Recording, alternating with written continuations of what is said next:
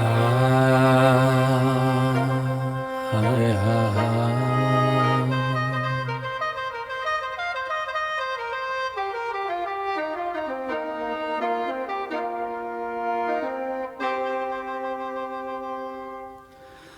คันสิเว้าพื้นความหลังยังฝังใจ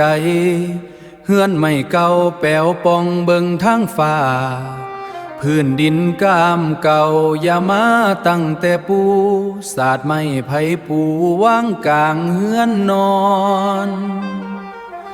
โอ้ป่าทูเข้มกับข้าวเหนียวในกระติบสองเท่าจิบหน้าตาแทนกับเขาปีกว่าแล้วบ่เห็นหน้าลูกเต้าทอดถอนใจใส่ผ้าเขาหน่วยเดียวโอละนอสมัยเป็นบ่าวเป็นสาวเป็นสาวเจ็บแอวปวดหลังตั้งแต่นานเลี้ยงลูกมีปีบินหนีจากคอนไปอยู่แดนไกลป่าทูเข้ม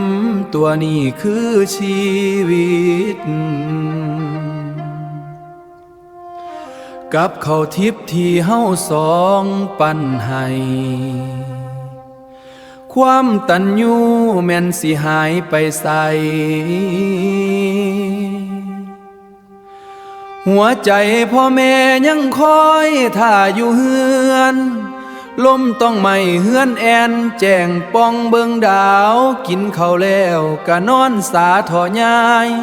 บุญคุณที่เฮาสร้างมาแต่กี้บ่มีอีหยังมาเปรียบเทียบได้เลยแม่สิทุกข์สิตากแดดกะบ่ว่า